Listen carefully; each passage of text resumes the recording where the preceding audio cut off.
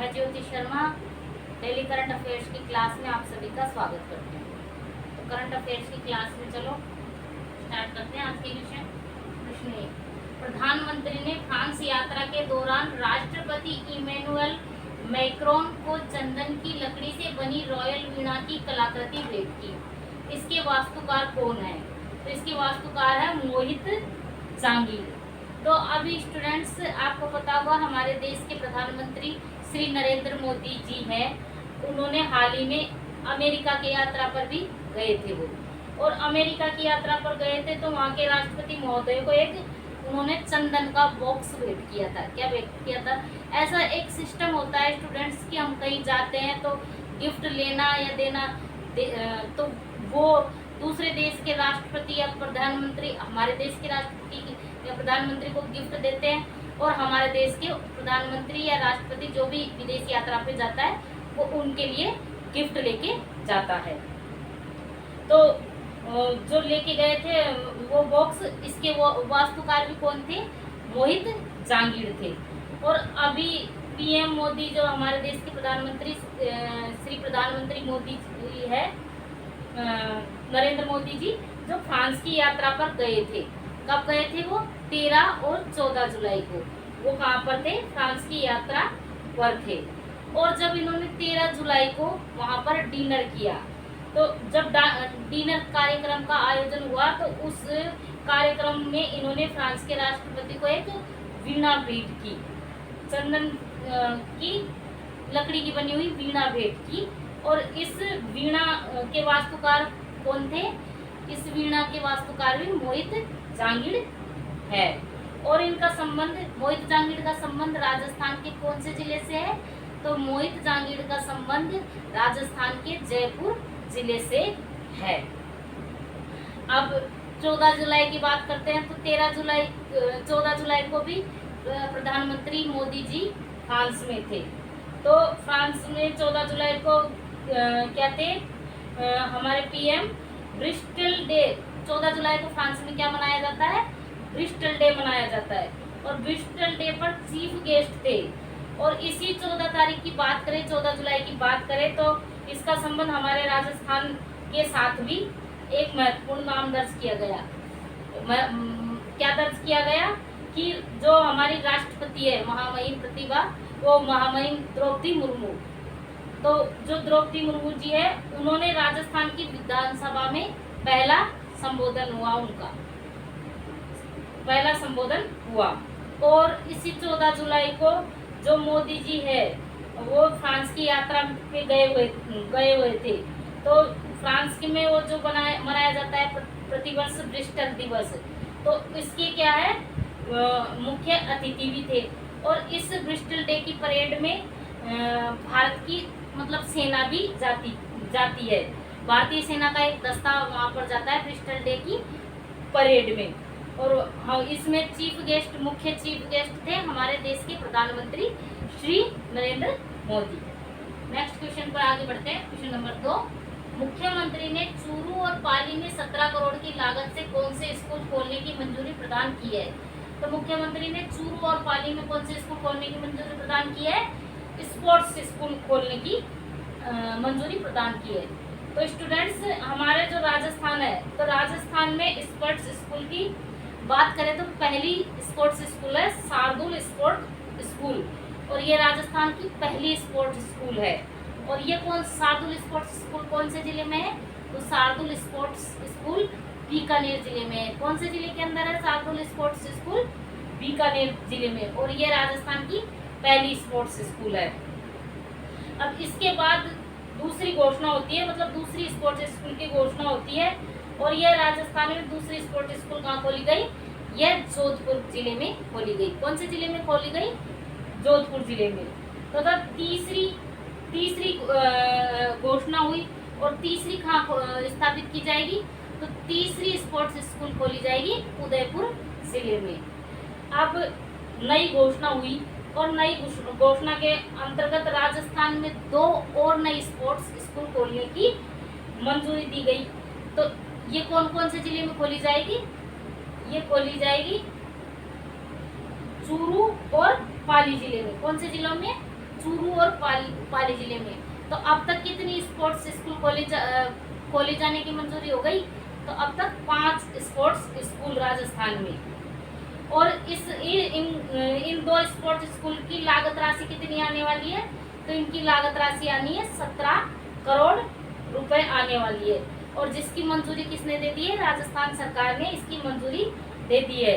तथा प्रत्येक की मतलब दोनों की लागत राशि देखें तो 8.5 करोड़ होगी, मतलब 8.5 एक की 8.5 एक की होगी। और इन नई स्पोर्ट्स स्कूल की घोषणा कब की गई? तो जो हमारा बजट आया था 2023-24, इस बजट में बहुत सारी घोषणाएं की गई खेल के क्षेत्र में। और इस बजट में राजस्थान स्पोर्ट्स के लिए कुछ घोषणाएं की गई, उनको देखते हैं। जैसे प्रत्येक संभाग में सलीम दुर्रानी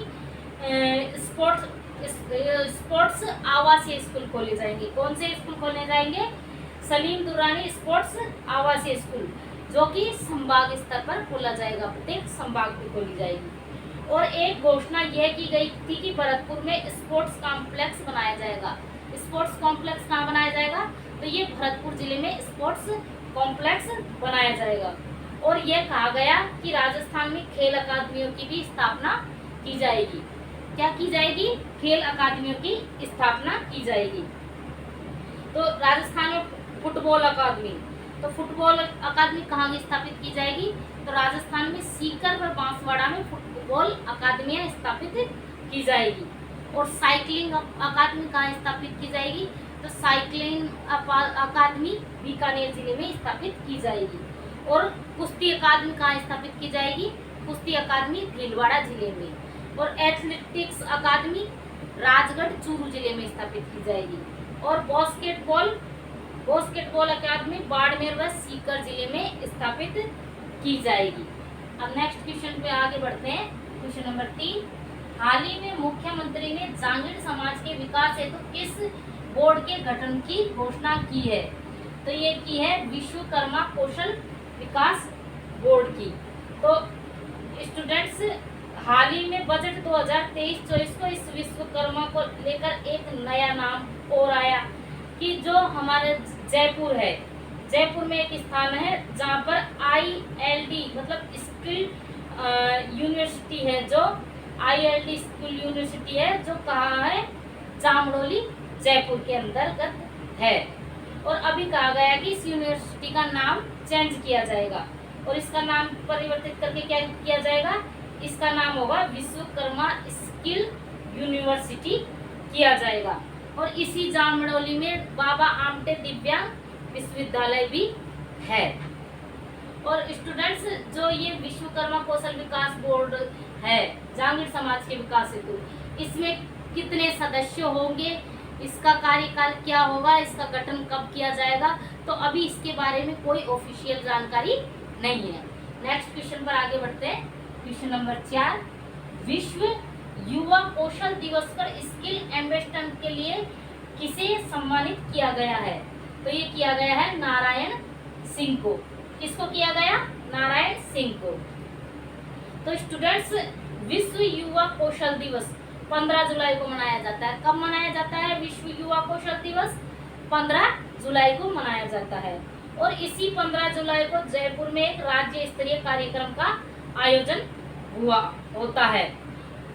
एक राज्य स्तरीय कार्यक्रम का आयोजन कहाँ हुआ? जयपुर जिले में हुआ। ये राज्य कृषि प्रबंधन संस्थान दुर्गापुरा जयपुर में हुआ। कहाँ हुआ इसका आयोजन? राज्य कृषि संस्थान प्रबंधन संस्थान दुर्गापुरा जयपुर में। और इसका आयोजन RSLDC मतलब राजस्थान कौशल एवं आजीविका विकास निगम, ये राजस्थान के अंदर जो युवा आते हैं, इन युवाओं को कौशल विकास और उनकी आजीविका कैसे चल सके, उनके विकास को बढ़ावा देने के लिए निगम बना गया था और उसी की बात की जाती है। इसकी स्थापना सितंबर 2004 में राजस्थान में एक राजस्थान कौशल विकास मिशन की शुरुआत हुई थी तथा सरकार ने कहा था कि आप लोग नौकरी मांगने वाले मत बनो, आप लोग नौकरी देने वाले बनो। तथा कौशल विकास निगम बनाने वाला राजस्थान देश का पहला राज्य था। कौशल विकास योजना लाने वाला राजस्थान देश का कौन सा राज्य था? तो राजस्थान देश का पहला राज्य था। इसके बाद में इसी मिशन के तहत राजस्थान में RSLDC की स्थापना 17 अगस्त 2010 ईस्वी को की गई। कब की गई? RSLDC की स्थापना 17 अगस्त 2010 ईस्वी को की गई। ऐसे करने वाला देश का पहला राज्य बना कौन? राजस्थान। ऐसा करने वाला देश का पहला राज्य बना राजस्थान। ये कौशल विकास के रूप में कार्य करता है। इसी राज्य स्तरीय कार्यक्रम में एक पुरस्कार भी वितरण किया गया और ये स्किल एम्बेसडर पुरस्कार का वितरण किया गया। और ये किसको दिया गया? ये नारायण सिंह को दिया गया। और इन नारायण सिंह का संबंध राजस्थान के कौन से जिले से है? तो नारायण सिंह का संबंध राजस्थान के जालोर जिले से है। और ये पुरस्कार कौन से सन का है? ये पुरस्कार है 2023 का। और 2022 का पुरस्कार किसको दिया गया था? ये स्किल एम्बेसडर पुरस्कार 2022 का दिया गया था अशोक यादव को। स्टूडेंट्स, ये क्वेश्चन मतलब मोस्ट है, एक तरीके से एग्जाम में आ भी सकता है। अभी आपकी सेकंड ग्रेड की एग्जाम आने वाली है, तो इनको ध्यान से पढ़ें। नेक्स्ट आगे चलते हैं। राजस्थान की किस जिले की आधुनिक गौशाला में गोवंश के लिए पेयजल हेतु आरओ प्लांट लगाया गया है? तो कौन से जिले की गौशाला में लगाया गया है? तो ये लगाया गया है चूरू जिले की में।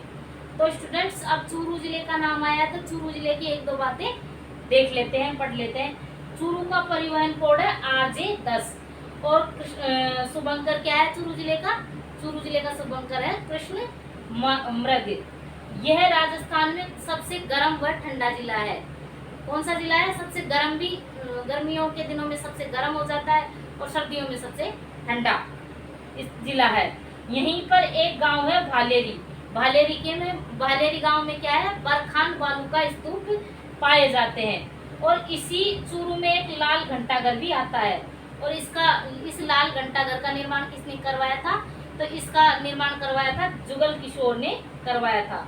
और इस लाल घंटाघर के बारे में कहा जाता है कि राजस्थान में जो सर्वप्रथम तिरंगा झंडा फहराया गया था, तो वो कहाँ फहराया गया था? इस चूरू जिले के लाल घंटा के ऊपर फहराया गया था।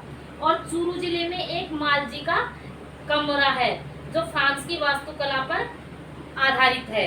और यहाँ पर चूरू जिले में सालासर बालाजी का मंदिर स्थित है। और सुजानगढ़ चूरू के अंतर्गत तिरुपति बालाजी का मंदिर भी स्थित है जो कि दक्षिणी शैली पर आधारित है। और चूरू जिले में ताल छापर अभ्यारण्य भी प्रसिद्ध है जो कृष्ण मृग के लिए प्रसिद्ध है। इसी के साथ आज अपने करंट अफेयर्स के क्वेश्चन समाप्त हुए। कल मैं आपके लिए कुछ नए क्वेश्चनों के साथ आपके सामने हाजिर होंगी। इस क्लास को ज़्यादा से ज़्यादा लाइक करें, ज़्यादा से ज़्यादा सब्सक्राइब करें और शेयर करें। धन्यवाद।